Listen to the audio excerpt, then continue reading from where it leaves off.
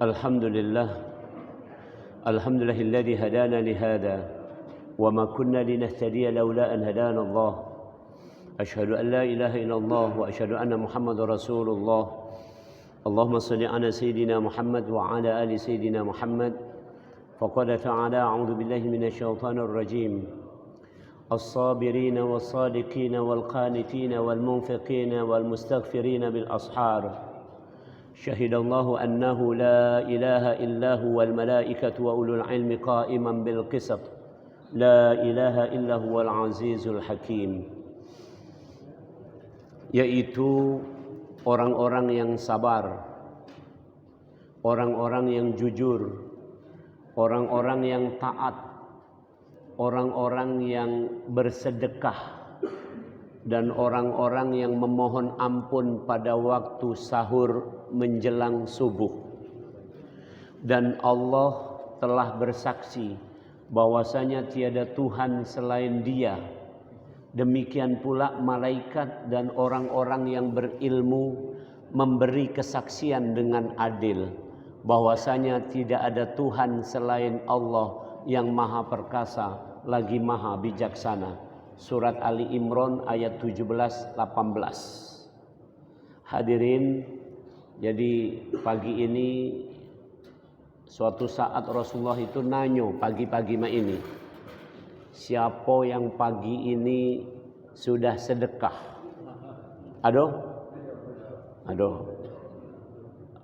siapa tadi? Katakan Haji Juharman nih, sama yang lain-lain juga pagilah bersedekah. Itu berarti sama dengan Abu Bakar Siddiq. Pertanyaan kedua, siapa yang pagi ini puasa? Ini biasanya karena Sabtu tidak puasa. Kalau ini pengajian Senin kurasa puasa kamu ini gitu. Oke. Yang ketiga, pertanyaannya, siapa yang pagi ini sudah mengunjungi saudaranya yang sakit?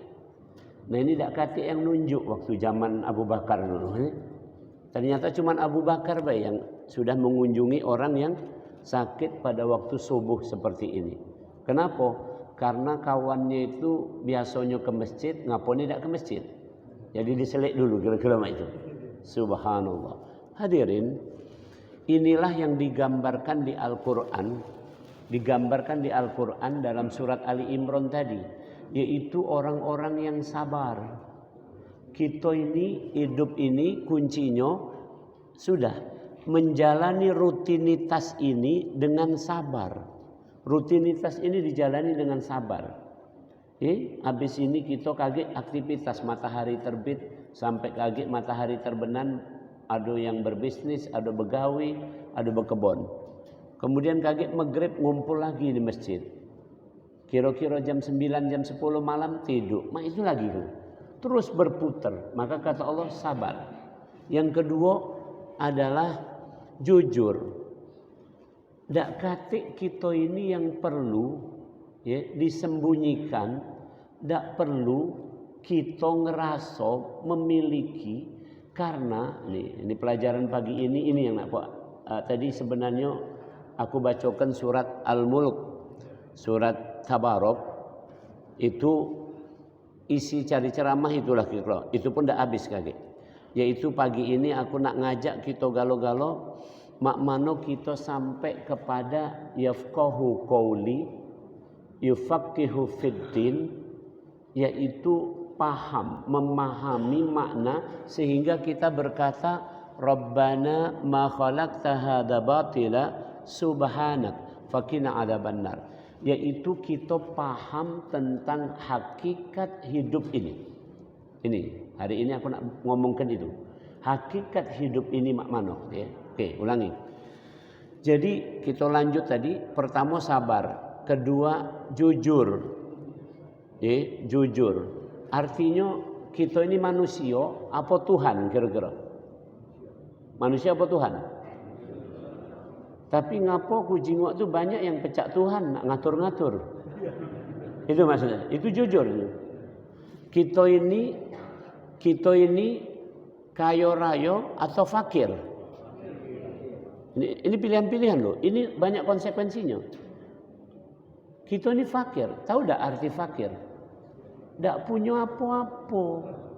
Jadi kalau kalau kamulah sedekah, itu masih punya kamu, dak ngerasa, punya aku itu tadi.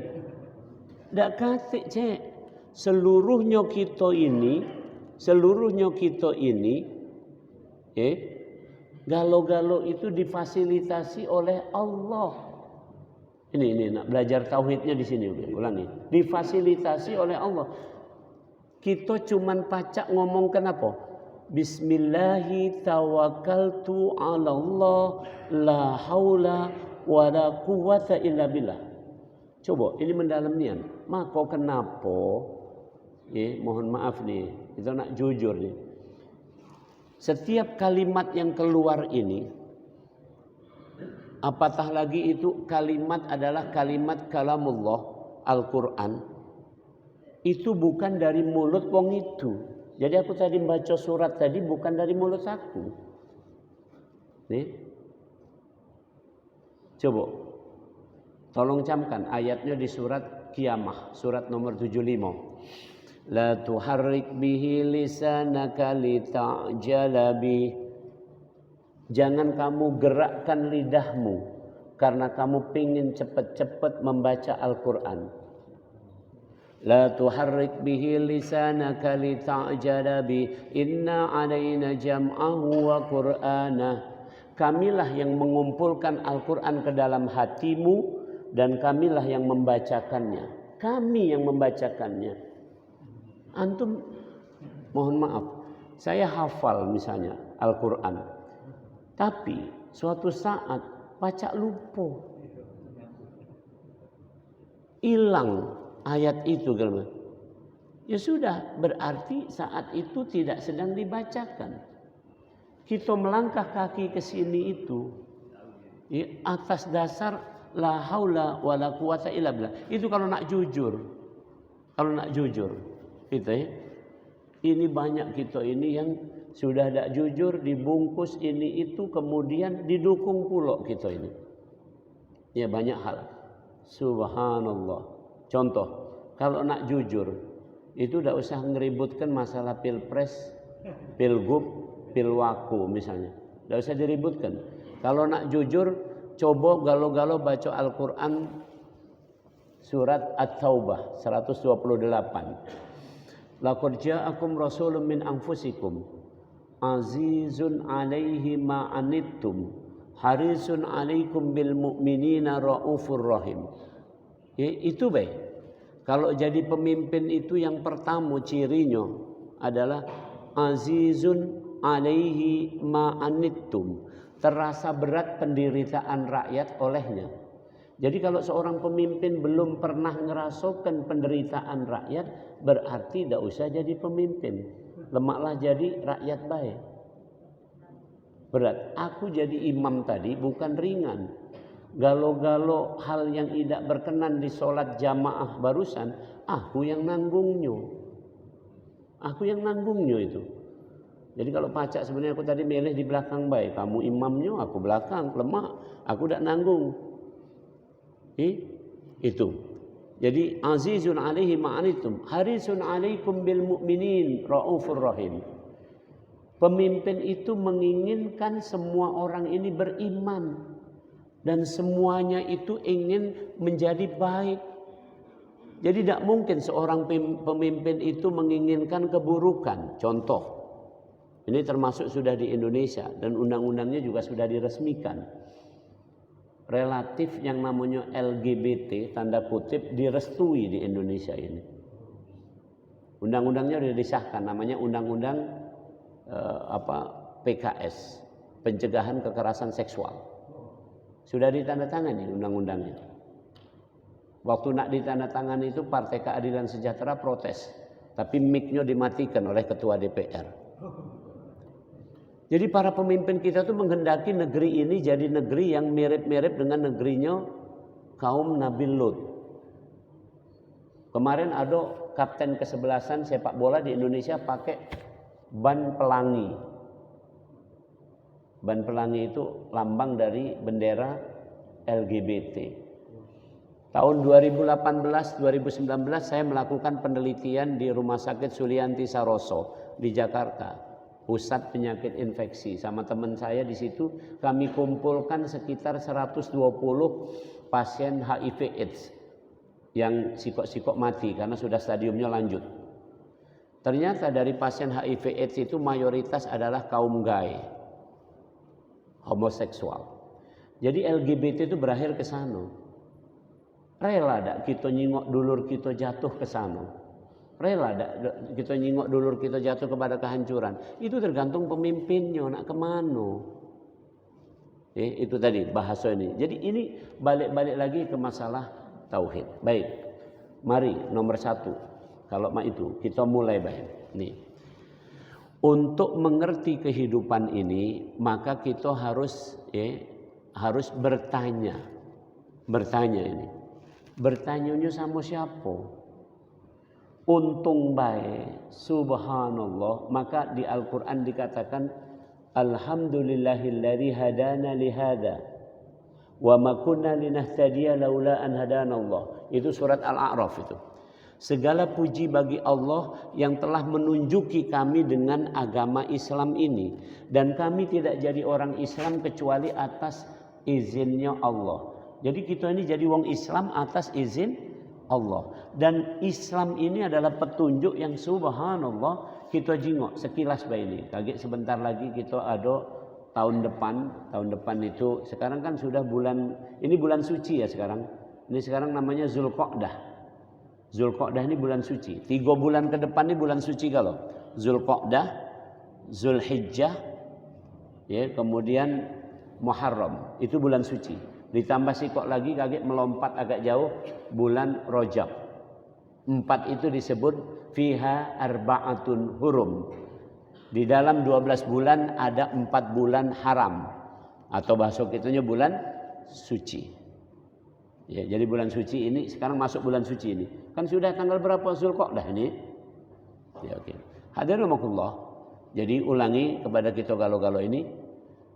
Alhamdulillah.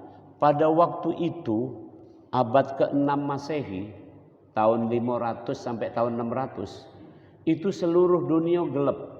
Seluruh dunia gelap. Bukan gelap dak katik lampu, bukan gelap dak katik harta benda, makmur. Romawi Timur makmur, ya. Persia makmur, India makmur, Cina makmur, ya. Mesir makmur. Habsyah, Ethiopia makmur. Itu kerajaan-kerajaan besar saat itu. Nah, tapi di tengah kemakmuran itu tingkah lakunya Masya Allah. Ibu-ibu nak tahu nih. Ini banyak sekarang nih yang protes-protes. Ngapa wong Islam itu betina tak boleh ini, tak boleh itu. Yang membebaskan perempuan itu Islam. Sebelum zaman Islam, betina itu parah nian. Contoh, di India itu ada kasta. Kasta yang paling bawah bahkan ada yang tidak berkasta. Itu tidak punya hak untuk memiliki. Jadi tidak punya hak untuk memiliki. Kasta yang paling bawah tidak punya hak untuk memiliki. Jadi nak menikah tidak katik hak. Apa tidak katik hak. Pokoknya gawinya melayani baik. Itu di situ. Yang kedua, di seluruh tadi negeri-negeri tadi berlaku bahwa perempuan itu bisa untuk taruhan judi. Termasuk di Mekah. Jadi perempuan itu bisa untuk taruhan judi. Jadi kalau orang berjudi, itu taruhannya duit. Habis duit, bininya. Jadi wong kalah judi itu, dalam kisah itu disebutkan, wong kalah judi di sana, hilang pula bininya. Nah kemudian setelah perempuan untuk taruhan, itu berarti perempuan itu tidak katik regonya lagi. Dia tidak katik hak untuk ngapo-ngapo lagi. Termasuk juga perempuan yang ditinggal mati suaminya, maka tidak boleh menikah lagi. Maka jatuh derajatnya menjadi budak. Maka beberapa negeri waktu itu perempuan yang ditinggal mati suaminya kemudian bunuh diri juga. Seperti itu. Itu tidak katik regonya. Bahkan lebih parah lagi termasuk di Mekah ketika anak perempuan lahir dikubur hidup-hidup. Subhanallah. Ini jahiliyah nian. Kamu nak tahu jahiliyahnya sedahsyat apa? Abdul Muthalib. Siapa itu Abdul Muthalib? Kakeknya Nabi. Juga terkena kegelapan ini tadi. Apa kegelapannya? Anaknya tidak salah 10. Itu Abdul Muthalib sudah menazarkan satu di antara anakku akan dipersembahkan untuk sembahan-sembahan selain Allah itu. Jadi udah lazim dulu di Mekah itu setiap punya anak kalau banyak sikok di antaranya dibunuh. Dan waktu itu yang kena undian adalah Abdullah. Anaknya Abdul Muthalib salah satu namanya Abdullah. Siapa Abdullah? Bapaknya Nabi Muhammad. Jadi aman kena. Maka waktu itu ya karena Abdul Muthalib ini masih keturunannya Nabi Ibrahim ke pucuk-pucuk sana, tapi tetap baik kena pemikiran yang rusak ini. Maka saat itu ini ada katakanlah mungkin ilham atau dalam mimpi segala macam, maka untuk menebus Abdullah ini tadi tidak jadi dibunuh Abdullah ini tadi, tapi digenti dengan onta. Sama dengan kira kisahnya Nabi Ibrahim. Waktu Allah memerintahkan Nabi Ibrahim ya, disebutkan di Al-Quran, ya bunayya inni ara fil manam anni adbahuka fanzur madza tara. Wahai anakku, aku diperintah. Perintahnya melalui mimpi. Mimpinya Nabi itulah mimpi yang nyata. Beda sama mimpi kita. Mimpi kita burgo laksan bangun kasih ini. Kalau mimpinya Nabi nyato, ya, maka Nabi Ibrahim disebutkan di Al-Quran di surat nomor 37 surat Shafat, ya bunayya ini ara fil manam anni adbahuka fanzur madza tara. Wahai anakku, aku diperintah dalam mimpi bahwa aku untuk menyembelih kamu, membunuh kamu ini. Bagaimana pendapatmu nak? Nabi Ismail itu walaupun kecil tapi subhanallah, mulai dari sekecil itu alim sudah. Yang namanya sudah nabi kan? Ya abatif al ma tu'mar satajiduni insyaallahu minas sabirin. Wahai bapakku, gawekan. Kalau ini perintah Allah, gawekan. Insyaallah aku sabar. Akhirnya dibawalah anaknya, pedang sudah diasah, bawalah ke lembah. Nama lembahnya Aqabah. Ini kalau antum lihat itu. Maka di lembah Aqabah itu kita melempar jamarot, benar? Tanggal 10 Muharram, hari Nahar. Kalau di sini namanya Lebaran Idul Adha, kalau di sana adalah tanggal 10 itu kita habis dari wukuf tanggal 9, kemudian pergi ke Muzdalifah malamnya, kemudian paginya kira-kira subuh di Mina. Dari Mina kita pergi ke lembah Aqabah, melempar jamarot Aqabah, yang setelah itu kemudian kita tahallul awal, melepas baju itu. Nah, lemparan kita waktu di lembah Aqabah itu yang tanggal 10 itu adalah lemparannya Nabi Ibrahim ketika Nabi Ibrahim menuntun anaknya untuk disembelih. Ketemulah wong tua cak alim itu wong tua ini. Wahai Ibrahim, kalau salah itu perintahnya ini, kurasa idak ini, tidak kado anak kesayangan sikok inilah anak, karena waktu itu baru sikok itulah. Kamu lah umur tua, baru punya anak ini, tidak kado disuruh sembelih. Kalau salah, tapi Nabi Ibrahim tahu bahwa itu adalah iblis yang menyamar sebagai manusia, maka dibabit. Cuman dalam haji antum ndak usah ya nak niru itu. Mugolah nama kamu Ibrahim ini. Jadi kamu soalnya adu nian ini. Aku nyaksikan nian waktu lagi pergi haji itu ku jingok dari belakang itu cak gerem nian wong lempar gitu kan. Jadi cak teringat Nabi Ibrahim tadi gitu ya. Melemparnya tetap terbayang semua kisah-kisah itu, tapi pada intinya bismillahi Allahu Akbar. Karena itu lemparnya. Karena ada nian yang memang betul-betul gerem nian ku jingok. Teko selop nyoba dilemparkan ke situ kan. Itu subhanallah. Itu. Jadi subhanallah. Tolong camkan. Hidup ini nak tanya kepada yang punya hidup, Allah. Nah simpulannya nomor 2. Hidup ini kata Allah, alladzi khalaqal mauta wal hayata liyabluwakum ayyukum ahsanu amala. Perhatikan kalimatnya. Yaitu Allah yang menjadikan mati dan hidup untuk menguji kamu siapa di antara kamu yang paling bagus amalnya. Aku pelajaran pagi ini cuman ini belah. Inilah berat ini sampai nomor 2. Tolong camkan. Ulangi. Yang menjadikan mati sama hidup siapa di sini dalam ayat ini tadi? Alladzi khalaqal mauta wal hayata. Siapa yang menciptakannya, menjadikannya? Allah. Urusan kita atau urusan Allah? Tapi kenyataannya ribut kita. Benar? Ribut tak kita ini? Kemarin ada ujian Covid, baik kamu lah ngomong mati karena Covid. Padahal kata Allah ini siapa? Mati karena siapa? Allah. Hidup karena siapa? Allah. Kira-kira tolong disadari. Kemudian bagian kita apa? Hati. Allah berfirman lanjutnya tadi, liyabluwakum, untuk menguji kamu. Jadi bahasa agak lebih dalamnya, kita ini peserta ujian, cuman itu baik. Coba kamu ada tak peserta ujian kamu berharap lulus? Ada harapannya, tapi maksa lulus bisa tak? Ini nian senianan ini. Yang ini kan komplek top, tempat orang pensiunan Pertamina. Ini. Kalau P-nya 2 top. Ini. Waktu tes Pertamina dulu kan tes baik, cuman berharapnya ya Allah mudah-mudahan lulus, itu kan.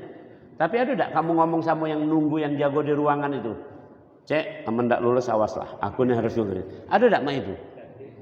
Tak berani kita. Makanya ini liyabluwakum. Kita ini diuji oleh Allah. Kita cuma punya hak sebagai peserta ujian. Tapi tak berhak lulus, tak lulus. Galau-galau Allah. Tolong camkan. Kalau sudah mah ini. Nah cuman ini hanya bisa dipahami. Oleh yang namanya dalam bahasa yang lebih tegas hati. Nah, pelajarinya di situ. Lantas apa itu hati? Mari saya ceritakan ringkasnya, baik. Ya. Apa itu hati? Ya. Di Al-Qur'an dijelaskan kemarin hari Jumat ya. Itu biasanya imam baca surat apa tuh? Sajadah ya. Sujud sajadah, ya. Itu dikatakan sangat jelas itu di situ ya. Summa sawwahu wa nafakha fihi min ruhi wa ja'ala lakumus sam'a wal absara wal afida qalilan ma tashkurun. Kemudian manusia kami sempurnakan fisiknya. Perhatikan, kami sempurnakan ciptaan fisiknya. Dan kami tiupkan ruh. Setelah fisik ini sempurna, ditiup ruh. Fisik idak kate hati. Ulangi, fisik dak kate hati. Setelah ditiupkan ruh, ternyata baru muncullah yang namanya istilah pengertian hati. Ini bukan dari aku omongan ini. Rasul langsung mendefinisikan. Kata Rasul, idza sholahat sholahal jasadu kulluhu.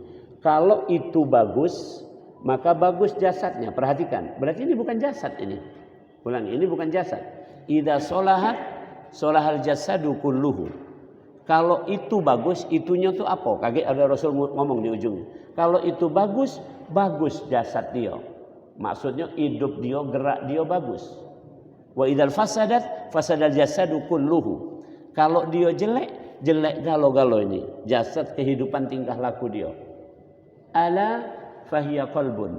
Yang namanya itu tadi, yang berkuasa dalam diri kita itu, untuk ini itu adalah hati. Jadi aku nak ngomong, yang saya sampaikan barusan, kita belajar bahwasanya hidup dan mati, atau mati dan hidup milik Allah. Bahkan ya, kita juga kalau ini milik Allah, kita cuman peserta ujian. Ini hanya bisa dipahami dengan hati. Tolong camkan. Nah, aku terangkan lagi, keterangannya lebih dalam lagi. Tadi ada ayat yang aku baca waktu sholat tadi. Wa qalu law kunna nasma'u aw na'qilu ma kunna fi ashabis sa'ir. Mereka berteriak, ya Allah, andaikan kami dulu mendengar, andaikan kami dulu melihat, memikirkan, tentulah kami tidak kelebu ke neraka ini. Itu kata orang-orang yang dimasukkan ke neraka. Andaikan dulu kami berpikir. Nah, gerbang dari hati adalah pikir. Pikir adalah belajar untuk dapat ilmu. Maka, ulangi, hati yang berisi ilmu itulah yang bisa mengerti tentang simpulan ini. Ilmunya mak mano. Ilmunya tadi sudah aku sebutkan di awal ceramah ini. Syahidallahu annahu la ilaha illahu wal malaikatu wa ulul ilmi qa'iman bil qisat. Ilmunya namanya ilmu syahadat. Ilmu syahadat adalah asyhadu an la ilaha illallah wa asyhadu anna Muhammadar Rasulullah. Sekarang pertanyaannya nih. Arti la ilaha illallah kuringkaskan baik. Tapi ini kita kaji mendalam pada pengajian-pengajian berikutnya. Ya insyaallah. Atas izin Allah. Ini perhatikan. La ilaha illallah itu diterjemahkan apa? Tiada Tuhan selain Allah. Maksudnya apa? Maksudnya 3. Tolong camkan. Maksudnya tidak ada yang punya asma, tidak ada yang punya nama kecuali Allah. Kita ada nama karena kita ini dinamai oleh siapa? Wong tua kita. Wong tua kita itu di Al-Quran dikatakan alladzi ahsanal khalaqa wa bada khalaqal insani min tin. Dan Allah memulai ciptaan manusia dari tanah. Tsumma ja'ala naslahu min sulalatin mimma'in mahin. Kemudian kami ciptakan keturunannya dari air mani. Ya itu kita ini. Ini itu kita. Jadi ulangi, kita dak katik namo. Kalau kita ingat waktu hari Jumat lagi, rakaat kedua biasanya imam membaca surat Al-Insan. Hal ata 'alal insan hinum minad dahri lam yakun syai'an madhkura. Belum tahukah manusia itu bahwa suatu saat dia tidak punya nama, nggak dikenal, unknown. Jadi aku ini dinjuk nama Yuwono ini karena wong tua aku baik. Wong tua aku dinjuk nama siapa terusnya sampai pucuk sana. Yang nunjuk nama siapa? Ya wong tuanya paling ujung wong tua kita namanya Nabi Adam. Yang nunjuk nama Adam siapa? Jadi asma seluruh di dunia ini adalah asmanya Allah. Itu la ilaha illallah. Satu. Yang kedua, sifat. Sifat. Di Al-Quran dikatakan subhanallahi amma yasifun. Maha suci Allah dari yang mereka sifatkan tentang Allah. Sekarang pertanyaannya, kalau Allah ada sifat yang namanya Rozak, ada Allah sifatnya Rozak, ya namanya Rozak, sifatnya adalah sifat yang maha memberi rezeki. Ada manusia nama Rojak enggak? Di sini ada nama Rojak. Kamu ngenjuk rezeki terus tak gara-gara? Ndak pacak cek. Suek bahasa ini. Nabi Musa itu disebutkan di Al-Quran wa kallamallahu Musa taklima, dan Musa diberi keistimewaan bisa ngobrol langsung sama Allah tanpa ada malaikat. Wa kallama Musa taklima itu. Maka suatu saat Nabi Musa bertanya, ya Allah, mak mano engkau memberi rezeki kepada makhlukmu? Ini. Maka Nabi Musa diperintah Allah, pecahkan batu itu. Dipecahkan batu itu. Pecahkan. Pecah. Masih besar. Pecahkan lagi. Pecahkan lagi. Begitu pecah yang paling ujung ini, terpecah, ada uget-uget. Mana gara-gara? Nabi Musa terbayang enggak gitu? Ada uget-uget di dalam batu. Hidup. Berarti ada yang ngejuk rezeki enggak? Siapa yang ngantarkan ke situ? Gojek. Bukan, Cek. Siapa mengantarkan rezeki sampai ke situ? Subhanallah. Sifat. Jadi Allah punya sifat. Seluruh sifat-sifat kebaikan yang ada ini adalah Allah. Itu baru tauhid. Yang ketiga, af'al. Af'al itu adalah perbuatan. Nih, contoh. Tadi kita sudah ngomong la haula wala quwata illa billah. Kita galak mengklaim itu gawe kita, padahal bukan. Gawenya Allah ini. Kita cuman pecak wayang, digerakkan baik.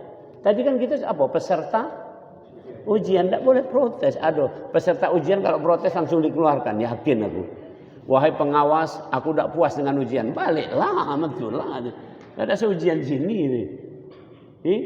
Ada hadis qudsi sangat masyhur. Andaikan kamu punya Tuhan selain aku, cari aja di tempat lain. Itu kata Allah. Kira-kira itu. Cari. Kalau kamu tidak puas nak diuji di sini. Kalau kamu tidak terima, kira-kira. Ini makin tinggi, makin mengerikan ujiannya memang. Maka yang paling tinggi fasbir kama sabara ulul azmi minar rusul, itu dikatakan di Al-Qur'an. Maka bersabarlah kamu sampai tingkatan sabarnya ulul azmi dari para rasul. Yang paling tinggi ujiannya adalah Nabi Nuh, ya, Nabi Ibrahim, Nabi Musa, Nabi Isa, Nabi Muhammad. Di antara 5 itu yang ranking pertama paling tinggi ujiannya adalah Nabi Muhammad. Walaupun urutannya tadi yang paling mudah Nabi Muhammad, tapi yang paling berat adalah ujian kepada Nabi Muhammad. Nabi Nuh kurang apa berat? Ketika Nabi Nuh mengatakan hada min ahli, ya Allah, ini anakku. Hada min ahli, ini anakku, bagian dari keluargaku. Dijawab oleh Allah, innahu laisa min ahlik, innahu amalun ghairu sholih. Anakmu itu dan binimu itu bukan keluargamu. Mana kira-kira? Coba. Bapak-bapak balik ke rumah terus tiba-tiba ada yang ngomong, Pak RT, ada Pak RT sini? Pak RT ngomong, Cek, sebenarnya ini bukan bini kamu, Cek. Bukan anak kamu. Mak mana kira-kira kamu? Kurasa Pak RT digocok, mau kalau sama-sama tua ini. Nah ini yang ngomong Allah, ini bukan anakmu. Ya. Ini bukan anak, itu ujian kepada Nabi Nuh sampai sedahsyat itu. Ujian kepada Nabi Ibrahim, ujian kepada Nabi Musa, ada Nabi Isa. Nabi Isa sampai Nabi Isa mengatakan begini. Nabi Isa sampai mengatakan dengan sangat gamblang, ya. In tu'adzibhum fa innahum ibaduk wa in taghfir lahum fa innaka antal azizul hakim. Silakan baca di surat Al-Maidah. Ya Allah, kalau engkau menyiksa mereka karena mereka mensekutukanmu, karena umatnya Nabi Isa itu mensekutukan Allah, mengatakan innallaha tsalitsu tsalasa, Tuhan itu ada 3. Nah, itu zaman Nabi Isa sudah ada itu. Nabi Isa sampai mengatakan, ya Allah, kalau engkau mengazab mereka karena mereka berbuat syirik, itu adalah hambamu. Aku tidak kuwawo, ya Allah, aku tidak kuwawo, itu hambamu, terserah engkau. Kalau engkau mengampuni mereka, engkau maha perkasa lagi maha bijaksana, ya Allah. Jadi yang dimaksud tauhid ada 3 itu tadi. Ini kali kita pelajari, cuman ini pengantarnya baik. 1, ada asma, ada sifat, ada af'al, perbuatan Allah. Yang kedua, syahadat tadi adalah wa asyhadu anna Muhammad Rasulullah. Kita kenal tak dengan Nabi Muhammad ini? Makrifah tak? Kita mengucapkannya sehari semalam minimal, ya, minimal kita sehari semalam itu kita mengucapkannya 9 kali. Minimal 9 kali syahadat itu, yaitu dalam sholat. Tahiyat awal, tahiyat akhir ada 2 kan? Kemudian subuh 1 kali tahiyat. Jadi 9 kali kita mengucapkan wa asyhadu anna Muhammadur Rasulullah. Nah, ini bahasa ringkasnya kita kenal, wong awam kenal sama, karena ini jaminannya. Jaminannya dari mana? Tolong camkan ini. Ini kemurahan Allah. Siapa bersolawat atasku, apalagi sampai bersyahadat itu, maka ini dalam hadis disebutkan, ya. Tafsiran para ahli, para ulama mengatakan ini. Kalau kita lagi bersolawat Allahumma sholli ala Sayyidina Muhammad, itu Rasul dihidupkan untuk menjawab itu. Itu tolong camkan ini. Jadi bukan kita solawat kemudian Allah membalasnya 10 kali, bukan. Tapi Rasul yang menjawabnya. Jadi kalau mak itu kenal tak Rasul sama kita? Kenal. Yang kita nyobai yang tidak ciran. Jadi sekarang ini. Jadi, Allahumma sholli ala Sayyidina Muhammad. Maka Allah berkenan kepada Rasul untuk menjawabnya berapa kali? 10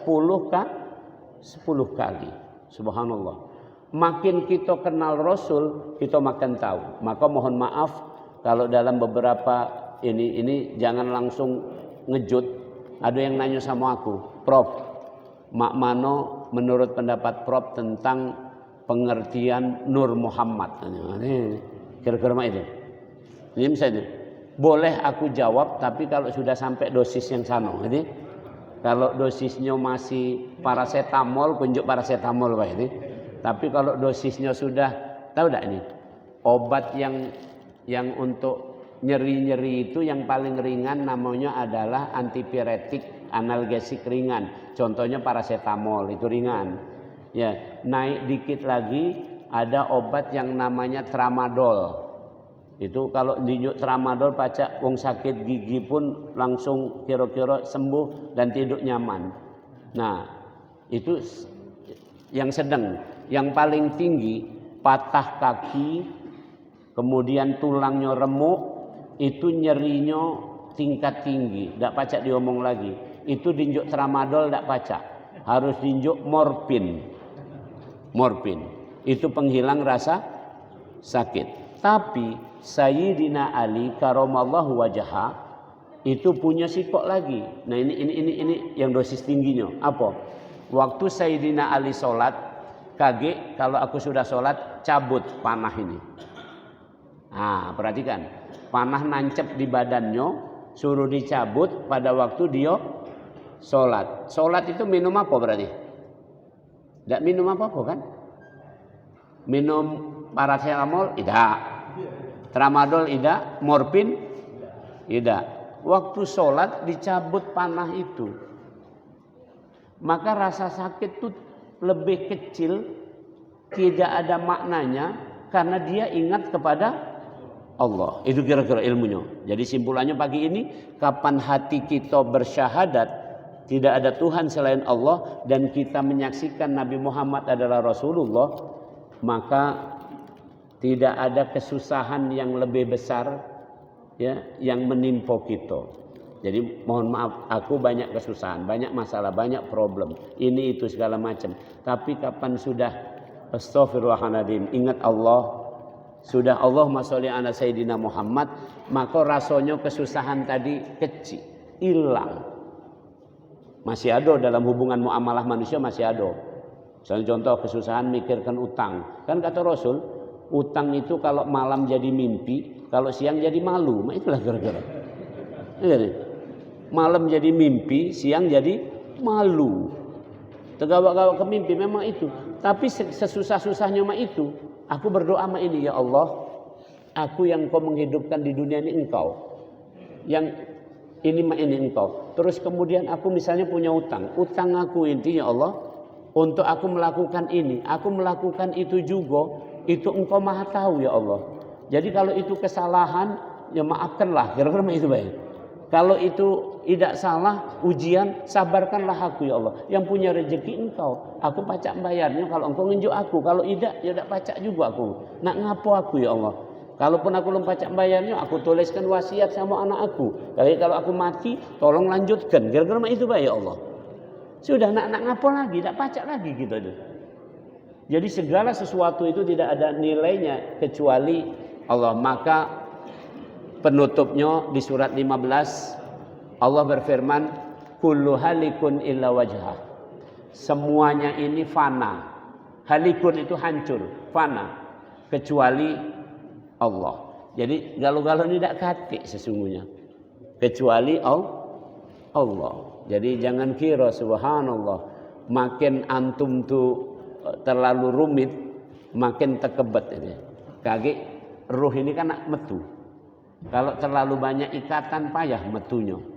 Jadi kalau pacak tidak banyak ikatan lagi, sudah redo tinggal ditarik. Maka Al-Quran mengatakan ya ayatuhan nafsul mutmainnah.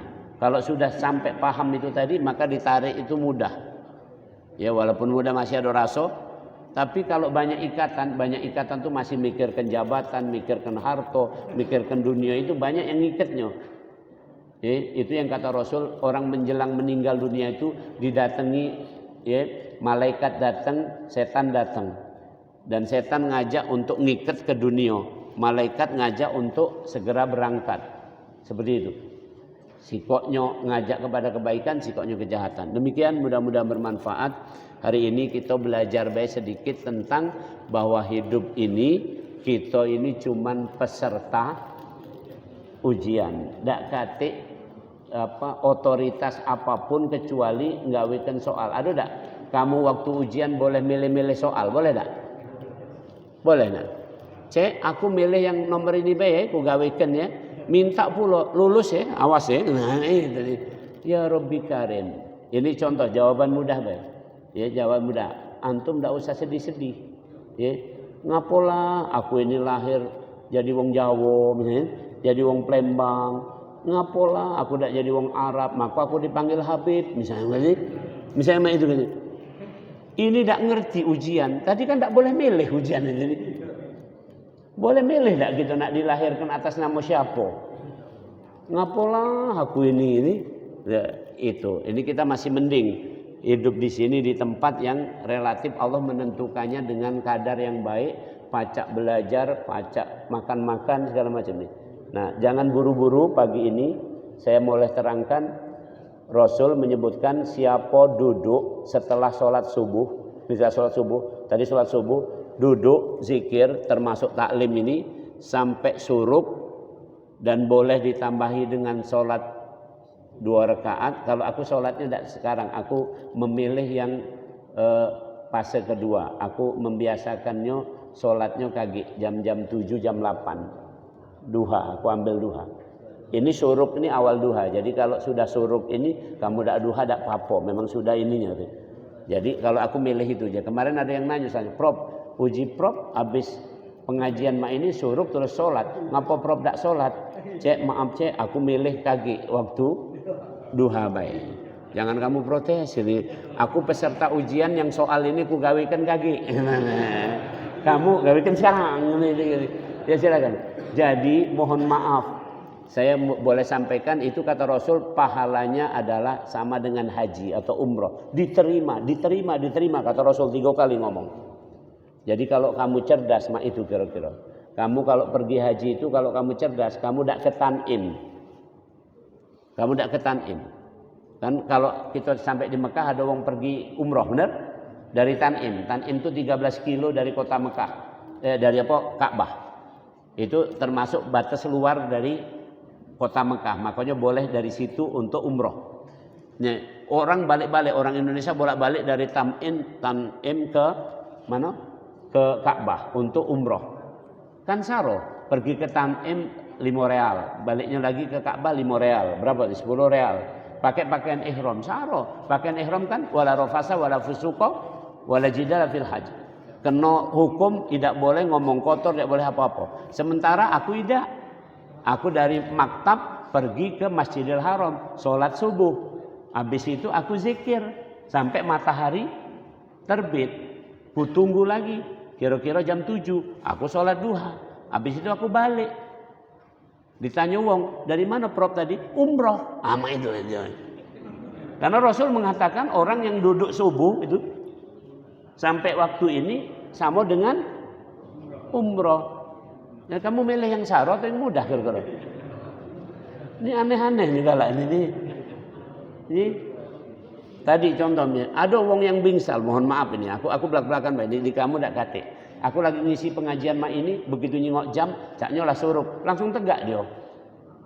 Kaget dulu cek, aku ini lagi ngomong cek. Bahasa mudahnya gitu. Dengarkanlah omongan orang yang sedang berbicara dengan kamu, kira-kira begitu. Jadi galau-galau itu kalau hidup itu lemak rasanya. Subhanallah. Kalau ada imam berdoa, ya imam berdoa, aminkan baik. Tidak ada imam itu mendoakan yang jelek itu. Mugola yang di belakang aku mati kalau tidak kasih. Pasti doanya tadi aku doa sengaja aku pilih tadi doa tadi. Rabbana amanna bima anzalta wattaba'na rasula faktubna ma'asyahidin. Ya Allah saksikan Saksikan ya Allah, kami semua ini, aku dan yang di belakangku itu beriman. Catatlah kami sebagai orang yang bersyahadat ya Allah. Itu doa itu tadi bunyinya. Itu ya. Ini ada yang mak ini baik. Dak katik tuntunannya zaman Rasul bid'ah mak itu. No, alangkah pendek pikiran itu. Dak ngerti. Ya. Demikian mudah-mudahan bermanfaat. Masih ada waktu. Silakan. Nah, ini kalau ada yang nak sholat boleh. Aku ngomongkan. Tidak ada apa-apa. Silakan. Assalamualaikum warahmatullahi wabarakatuh. Waalaikumsalam. Cuma ada 3 pertanyaan. Yang pertama tadi Prof menyampaikan bahwa orang harus sabar. Tapi di luar sana banyak orang ngomong bahwasanya sabar ada batasnya. Kemudian ada yang ngomong juga bahwa senyum adalah ibadah. Bagaimana penjabarannya? Kemudian yang ketiga. Tiga. Yang pertama sabar, yang kedua senyum. Nah, tadi Profesor menyampaikan bahwa di tahun Hijriah ada 40 bulan suci. Padahal bulan Ramadan kita sebut juga sebagai bulan suci. Bagaimana nasib 7 bulan yang lain? Apa hanya bulan-bulanan? Itu aja, terima kasih. Assalamualaikum warahmatullahi wabarakatuh. Baik. Aku jawab Kak Aji, ini pertanyaan-pertanyaan berat memang gitu ya. Jadi kita sama-sama lah ya, kita sama-sama. Saya ini dalam konteks ini cuman mubalik, menyampaikan apa yang pernah saya dapat dari para syekh, para guru-guru saya. Yang kedua, tentu saja ada internalisasi, ada pikiran yang saya di dalamnya karena memang kita ini dianjurkan untuk terus berpikir. Ada kecerdasan kita masing-masing. Baik, yang pertanyaan nomor 3 dulu ku jawab. Yauma khalaqas samawati wal ard. Pada hari diciptakan langit dan bumi itu Allah menetapkan fiha arba'atun hurum. Ada 4 bulan haram. Ada 4 bulan haram. Perhatikan kalimatnya. Pada hari diciptakan langit dan bumi, Allah menetapkan ada 12 bulan. Di antara 12 bulan tadi ada 4 bulan suci, bulan haram. Oke, bulan suci. Lantas pertanyaan Kak Haji tadi kan, mak mano nasib bulan-bulan yang lain? Ya selain Ramadan juga. Jawabannya sikok cuman. Tanya baik sama Allah. Nah ini benar-benar nih. Tolong camkan. Benar-benar. Gini kira-kira. Gini. Ya, mak ini kira-kira. Subhanallah. Ini levelnya dosis paling tinggi. Suatu saat Nabi Ibrahim protes. Ngapo ada wong nakal tapi masih dibiarkan hidup. Inilah akidah Ahlus Sunnah wal Jamaah. Kemudian yang kedua, kalau antum dengar waktu Isra Mi'raj, Nabi Muhammad ketemu Nabi Nuh enggak? Tidak. Maksudnya ketemu secara umum ya, karena mengimami para nabi. Tapi di langit-langit itu tidak ketemu Nabi Nuh. Kenapa? Ada ulama mengatakan Nabi Nuh itu disetting tidak pecah Nabi Muhammad. Kenapa? Nabi Nuh mengatakan di Al-Quran surat Nuh, ya Allah, seluruh begajul itu matikanlah baik. Innaka insadarhum yudillu ibadaka wala yalidu ila fajiran kafara. Ya Allah, orang-orang yang jahat itu, orang kafir itu musnahkan galau. Kalau mereka tidak engkau musnahkan, kaget keturunannya kafir juga, bikin kerok baik. Musnahkan galau. Nabi Ibrahim pernah sempat berkesempatan begitu. Pernah berpikiran kayak gitu, maka ditegur oleh Allah. Dan kita ini millata Ibrahim, kita mengikuti jalannya ayah kita Nabi Ibrahim. Maka Nabi Muhammad itu akhlaknya, coba perhatikan. Ketika Nabi Muhammad bahkan ditawari bukan oleh manusia, malaikat nawari waktu Nabi Muhammad ke Taif. Apa kata malaikat? Wahai Rasulullah, Kamu gerem ndak sama siapa itu? Penduduk Taif itu. Kamu datang ke sana dilempar sampai berdarah Nabi Muhammad. Boleh ndak bukit-bukit itu ku angkat, ku timpoken sama wong-wong ini? Apa kata Nabi Muhammad? Jangan. Allahumma hdi qaumi fa innahum la ya'lamun. Ya Allah, malah didoakan. Jangan kamu matikan ini. Yang benar didoakan, ya Allah tunjukilah karena mereka belum tahu baik. Akhirnya setelah 2 generasi, cucung dari penduduk Taif itu manjur doa Rasul tadi. Jadi doa Rasul dikabulkan pada saat cucung mereka. Yang melempar Nabi Muhammad itu yai mereka. Yai, maksudnya waktu itu masih muda. Wong-wong muda ini ngelemparin Nabi Muhammad. Nah, Nabi Muhammad berdoa, Allahumma hdi qaumi fa innahum la ya'lamun. Yang jadi pembela Islam itu ternyata adalah cucung dari yang Mbabit itu tadi. Nah, ini jawaban kepada Nabi Ibrahim seperti yang saya jawabkan tadi. Apa jawaban Allah? Terserah aku, terserah Allah. Jadi nak 12 bulan, nak ada bulan apa itu terserah Allah. Ini betul, pertanyaan relevan banget pertanyaan. Di sinilah. Jadi terserah Allah kira-kira mak itu. Kita ini terserah Allah. Ya Rabbi Karim. Maka kalau sudah terserah Allah ini, antum semua akan menghormati semua orang. Contoh misalnya, ada wong meninggal dunia dalam keadaan mungkin kita kenal jahat wong ini. Bandit lah, galak meres, galak segala macam, jahat pokoknya. Pada waktu antum disuruh ngomong, ini muslim tapi waktu ditanya, saksikan bahwa mayit ini baik, ini antum ngomong apa coba? Baik ini apa? Baik. Kan ini. Ingat ini, terserah Allah, tidak pernah tahu kita. Sedetik sebelum dia meninggal, tahu tidak antum? Tidak tahu. Jangan-jangan sedetik sebelum meninggal itu kata Allah, engkau diampuni, terserah Allah gitu. Jadi makanya kita nggak akan pernah cerudean sama wong.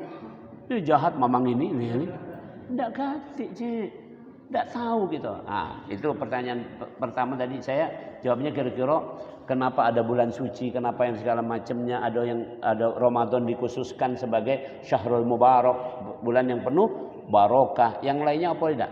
Semuanya juga bermakna di sisi Allah, cuman yang tahu persisnya adalah Allah. Itu satu. Cuman kita peserta ujian melok ini. Apa contoh? Yang dimaksud bulan suci atau bulan haram adalah bulan di mana itu amalan dilipat gandakan nilainya, nilainya. Bahasa matematika koefisien. Jadi kalau kita beramal di bulan lain mesti koefisiennya 1. Di bulan ini misalnya 10. Jadi minum ini sama dengan minum 10 gelas ini. Bukan aku tidak mesti minum 10 gelas, minum sikok ini baik, tapi bagikan minum 10. Maka kalau mau itu yang sedekah ini sama baik dengan ngenjuk aku 10 gelas. Itu kira-kira. Tapi sebaliknya juga di bulan haram itu nak diingat, haram untuk melakukan hal-hal yang jelek ini. Jadi kalau pajak itu bulan-bulan ini adalah bulan sadar, bukan bulan ladas, ini bulan sadar. Kamu tahu tak? Kaget penutupnya bulan 3 bulan ini ada bulan Muharram, benar? Di bulan Muharram ada hari raya siapa? Asyura itu hari raya siapa? Yatim. Jadi nak diingat-ingat. Jadi gitu, ini yatim, ingat-ingatlah ini di ujung bulan haram ini kaget. Bulan ini Zulqa'dah, Zulhijjah, Muharramnya itu ada Asyura, ada hari raya anak yatim yang almarhum Ustadz Taufik Kasnuri itu wayang-wayang bikin bubur ya. Ya, kamu jangan ngomongkan buburnya, ini yang bangsa yang baru belajar langsung ngomong bid'ah lah ini segala macam. Cek bukan itu, nak nyadari bahwa kita ini cuman pacak ngenjuk bubur. Bubur itu bukan dari dia, bukan dari kita, tapi dari Allah. Sadar kita nih yatim. Nah yang kedua, mak mana menjelaskan senyum adalah sodako. Tolong camkan nih, kira-kira begitu. Ya. Suatu saat Nabi Sulaiman lagi naik kuda sama pasukannya. Woi bunyinya. Kemudian dari jauh ya, ada serombongan semut. Maka Pak RW-nya, ada Pak RW sini. RW semut, ini yang dia ngomong di situ. Apa apa namanya ketua semut, apa namanya pokoknya ya penghulunya semut itu. Ngomong mak ini ada di surat An-Naml surat 27. Ya ayuhan namlu dkhulu masakinakum la yahtimannakum Sulaiman wa junuduhu wa hum la yash'urun. Wahai para semut, segeralah masuk ke rumah masing-masing. Jangan metu, jangan ke jalan. Itu Sulaiman sama tentaranya lewat. Laku dengarkan, ini semut kan di tanah aja dengarkan. Caknya 5 kilo lagi. Sulaiman lah bergetar di sana sama tentaranya. Kaget mereka itu nginjak-nginjak kita. Mati tetijak gitu. Ini. Itu kata Raja Semut. Nabi Sulaiman dengar. Ini bukan Sulaiman komplek top ini. Ini Nabi Sulaiman dengar. Fatabassama dhahikan. Maka Nabi Sulaiman senyum. Nah ini penjelasannya nih gara-gara ini. Senyum. Dan senyum itu bahasa mudanya senyum kecut. Untuk dirinya kecut. Di sini kata kuncinya. Maka Nabi Sulaiman melantunkan kalimat. Diajari oleh Allah. Rabbi auzi'ni an ashkura ni'mataka allati an'amta 'alayya wa 'ala walidayya wa an a'mala salihan tarda wa adkhilni bi rahmatika fi 'ibadika salihin. Itu yang keluar dari mulut Nabi Sulaiman. Ya Allah, ajari aku agar aku pandai bersyukur. Jadi wong yang senyum itu ngingatkan wong lain supaya wong itu bersyukur. Nah, wong yang ngingatkan bersyukur berarti ingat kepada Allah, maka disebut sebagai sedekah. Ya, maknanya maksudnya ini maknanya. Maknanya kira-kira begitu. Sedekah itu dalam bahasa kerennya kan fa'as-sadaqah. Sedekah artinya apa? Itu berdekatan katanya dengan sodik, sedekun, jujur. Ya. Jadi artinya kalau nak jujur, seluruhnya ini adalah pemberian Allah. Ngapa kita tidak bersyukur? Senyum. Jadi ingat ya, senyum itu kan tidak punya apa-apa. Kaget jangan kamu balas. Cek, senyum tidak pacak dimakan, cek. Jangan mau itu. Kamu senyum itu mengingatkan kita berarti. Subhanallah. Nah, kemudian yang pertama tadi tentang gaji sabar. Ada batasnya. Oke, baik. Mak ini ternyata subhanallah. Ya ini kita levelnya aku unjuk yang paling tinggi, baik. Nabi Muhammad. Yang paling tinggi Nabi Muhammad. Ketika Nabi Muhammad nak meninggal dunia, beliau minta baskom kecil. Baskom kecil. Kemudian tangannya dicelup di situ. Kemudian beliau raup. Kemudian beliau tuh meneteskan keringat, kalau bahasa kita sebesar-besar jagung gitu. Saking beratnya. Putrinya Fatimah, kan di situ ada Fatimah. Aisyah, Fatimah, Ali ada di situ. Putrinya Fatimah mengatakan, alangkah beratnya wahai Abah. Maka ini kalimatnya. Kesabaran Nabi Muhammad itu, Rasul menjawabnya tidak setelah ini. Maksudnya yang kamu jingok ini dak cakma itu, dak do ini. Kesabaran Rasul, maka Rasul terus ngomong.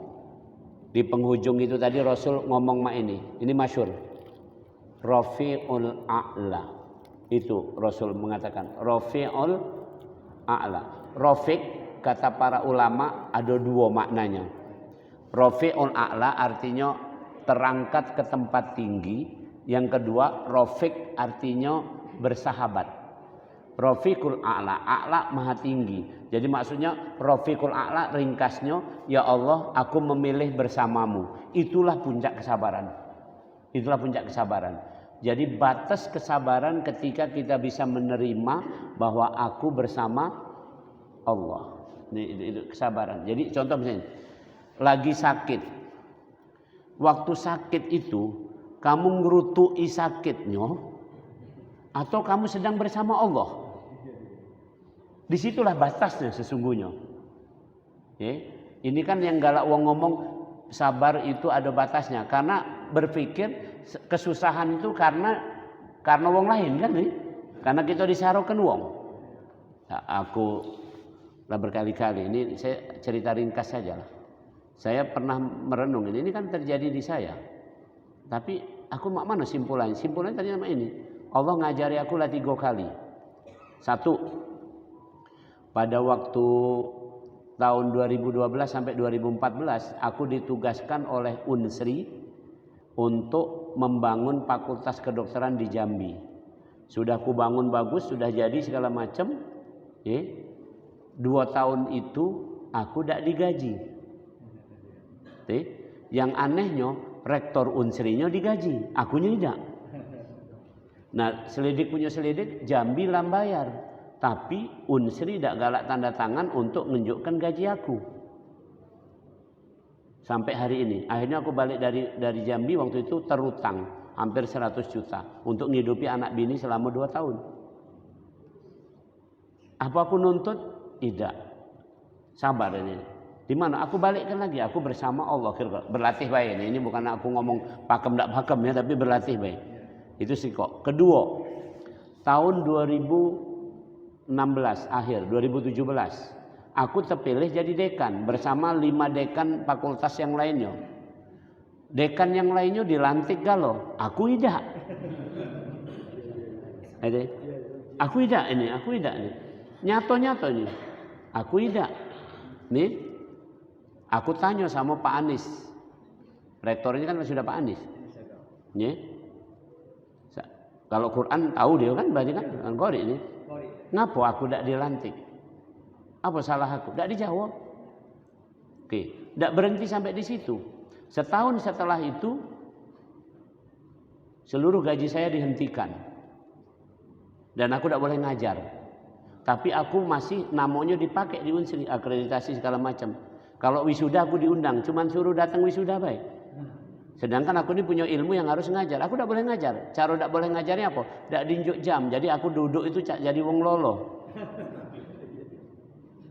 2018 sampai 2022. Berarti berapa tahun aku ini tidak digaji. Tidak usah tunjangan. Gaji pokok baik sebagai aku ini PNS. Nih, aku ngadu sama.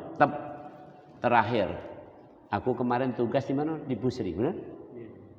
Aku tugas di Pusri. Nah, okay. Ini masih berlangsung. Kalau kamu ada orang Pusri juga tidak apa-apa, sampaikan baik.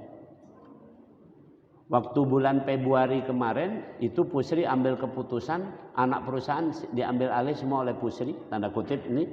Kemudian orang-orang di luar Pusri mesti keluar. Aku masih dipertahankan karena memang masalah Covid, masalah apa itu kan memang aku yang untuk ininya. Dan kemudian dipertahankan itu kemudian tapi dilepaskan dari amanah aku mengembangkan rumah sakit itu. Ternyata rumah sakit itu tidak lagi boleh dikembangkan, operasional baik. Jadi akhirnya aku mundur. Begitu aku mundur, hak-hak aku tidak ditunjukkan sampai hari ini. Nah, 3 kali kan sudah berulang ini. Kira-kira menurut kamu, sementara wong lain kan aku punya kebutuhan. Anak aku nak sekolah, nak bayaran SPP. Dari mana aku? Di mana batas kesabaran aku? Aku ngomong baik ini. Dalam sholat, habis sholat aku ngomong, ya Allah, apa yang kau kehendaki dari aku ini? Aku tidak tahu. Cuman baik kalau boleh ngomong ya Allah, aku tidak kuat. Itu baik. Itu baik. Cuman ngadunya sama Allah. Aku tidak nyalahkan wong itu. Wong itu tadi yang kisah tadi aku tidak ngomongkan yang Jambi, yang Unsri, yang Pusri. Itu memang sudah atas galau-galau itu terjadi. Allah tahu tidak? Berarti sudah itu udah gawenya Allah untuk. Aku kan peserta ujian tadi. Tinggal aku melok itu. Pasti kamu mikir juga, tidak kado, bro, mak mana itu, bro, mana itu? Ya pasti kira begitu. Tapi itulah kira-kira. Ya mungkin aku salah ini. Pandangan kamu mungkin ada salahnya. Tapi ya sudah, salah benarnya juga balik-balik kepada Allah. Itulah batas kesabaran. Saya agak terangkan lebih kencang karena kita nak berlatih itu. Ya sabar baik. Contoh simpulannya silahkan nanti dibuka di surat nomor 13 ayat 23. Ya. ayat surat 13, 23. Ya, antara itulah kira-kira. Itu nanti kesabaran kita itu tadi ada jawabannya. Jawabannya di sana. Apa? Di surat itu diterangkan malaikat kulu kilir dari pintu rumah kita. Rumah di surga ini. Sambil malaikat ngomong mak ini.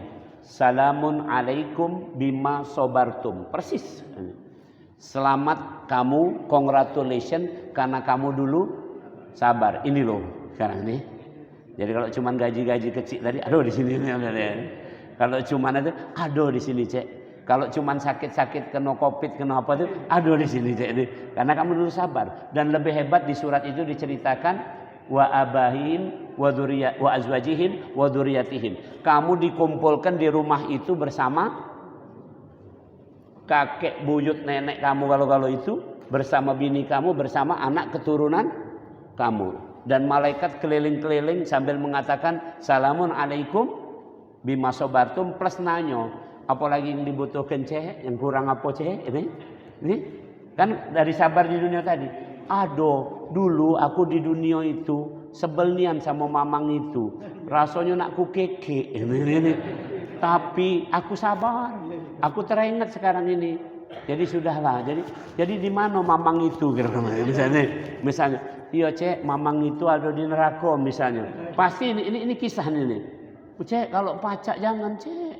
Ampuni cek, ini lemak nih yang di sini tempat mak ini cek. Coba angkat dia. Kira-kira itu kira-kira. Itu kalau kita ngerti inti dari kesabaran. Jadi intinya mak ini. Ini penutupnya ya. Sayyidina Hasan radhiyallahu an. Siapa itu Sayyidina Hasan? Cucung Rasul. Perhatikan kalimat ini. Ini batas kesabaran yang aplikatifnya. Sayyidina Hasan jalan sama anaknya. Sudah punya anak ini. Sayyidina Hasan punya anak. Jalan. Begitu ada wong tahu ini cucung Rasul. Sayyidina Hasan ini cucung Rasul. Terus kemudian ngomong apa? Sayyidina Hasan dicaci maki. Dikato. Diem baik Sayyidina Hasan. Diem. Tidak balas caci maki wong ini. Anaknya yang kecil ini tadi gerem. Anak Sayyidina Hasan. Katanya nanya, "Abah, wong tadi nyaci maki Abah. Ngapo Abah dak balas?" Perhatikan, ngapo Abah dak balas? Kalau di Al-Qur'an kan kalau wong dijahati boleh balas tapi sebatas yang sama. Sayyidina Hasan dak balas. Apa jawabannya? Ini jawaban Sayyidina Hasan adalah orang yang paling mirip dengan Rasulullah. Orang yang paling mirip dengan Rasulullah. Ini Sayyidina Hasan ngomong ini, "Nak, Abah ndak punya jawaban untuk balas." Perhatikan. Ndak punya jawaban untuk balas. Jadi kalau antum disakiti wong, itu kemudian bini nanya, "Bah, susah kita ini, bah. Balaslah bah." Ini. Antum jawablah gitu, tapi ingat bininya yang pengajian atau tidak. Kalau tidak pengajian jangan jawab itu kan. Malah istriku, aku tidak punya jawaban untuk membalas wong itu. Kalau bini kita juga ngaji, ngerti, maka dia paham. Oh iya. Tapi kalau tidak ngaji, yalah lolo kamu ini. Ini berarti kan lolo kamu ini. Awak kamu disakiti ini kan? Ngapa kamu ini? Ini jawaban Sayyidina Hasan. Demikian mudah-mudahan bermanfaat. Bismillahirrahmanirrahim. Alhamdulillahirabbil alamin wal aqibatu lil muttaqin wala udwana illa 'alal zalimin. Allahumma shalli ala sayyidina Muhammadin wa ala alihi wa sahbihi ajma'in. Allahumma aslih lana dinana alladhi huwa ismatu amrina wa aslih lana dunyana alladhi fiha ma'ashuna wa aslih lana akhiratana allati fiha ma'aduna. Waj'alil hayata ziyadatan lana fi kulli khair waj'al mauta rahatan lana min kulli syarr. Ya Allah, ajarilah kami mengerti makrifah tentang agama ini, karena di sinilah terletak kebaikan semua urusan kami. Ya Allah, perbaikilah dunia di mana kami hidup ini, karena di sinilah kami mencari rezeki yang halal. Ya Allah, perbaikilah kampung akhirat kami, karena di sanalah kami akan tinggal untuk selama-lamanya. Ya Rabb, jadikan sisa umur kami tambahan kebaikan. dan jadikan kematian bagi kami istirahat atas kejahatan kami ya Allah. Wassallallahu ala Muhammad wa ala alihi wasallam. Walhamdulillahirabbil alamin. Assalamualaikum warahmatullahi